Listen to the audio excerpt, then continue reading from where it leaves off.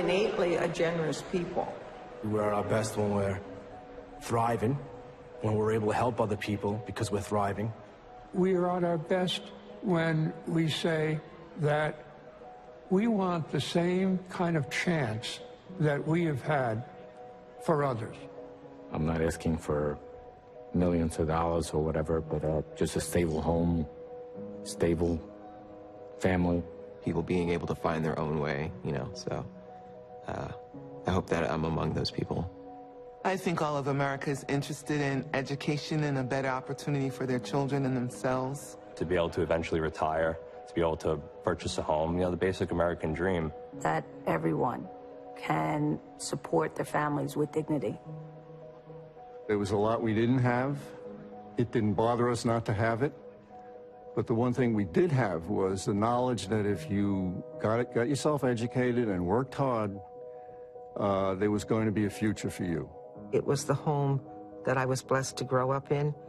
It was two parents who summed up their life at their 50th wedding anniversary, saying, "We don't think we did anything so special. We just did what we should have done." The middle class in America has been the backbone of our society. And when the middle class is up against it, as it has been, particularly during the Bush years, our whole social order is in peril.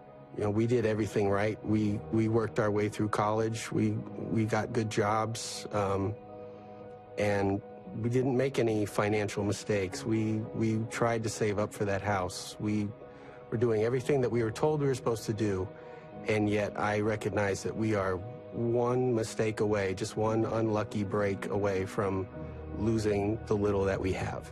Well, the Republicans, they refuse to tax billionaires and millionaires, but it doesn't bother them to raise a tax on the middle class. And to me, that's crazy. Would you want to be a person without health care?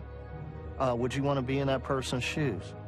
I think that you should think about how the things that you vote for impact society and the world. We've had a health care scare in my own family, and there was a time where we had no insurance, and that set us back like you can't imagine. We have to give our society and the people who are going to be the engines of our society the resources to build the future. The fix is going to take time. It's not something that could be solved overnight. President Obama knows what direction this country needs to go. A place where everyone should have a fair shot. An opportunity to work a decent middle-class paying job. Solid health care. Look forward to retirement and not have to worry. Outstanding education to all the citizens of this country. This country is based on those advantages for everyone, not just people who are at the higher income level. This election is more important than any. It's so clear, the stark contrast of the two parties right now. You should ask about what kind of future do I want? What does my candidate really stand for? And does he have my interests at heart? Have they experienced the problems? Do they really mean it? Is their heart in the right place? Who is it who speaks the truth?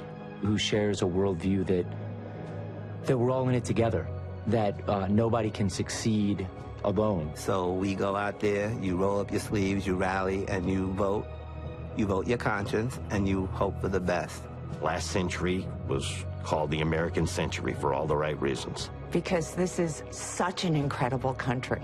This is such a bountiful country. This is such a really, really good country. I believe it can be the second great American century.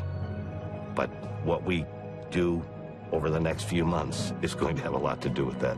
I'm voting for Barack Obama, and the reason why is because his message comes across crystal clear to me. He believes in us. He believes in us, and he wants us to all do better.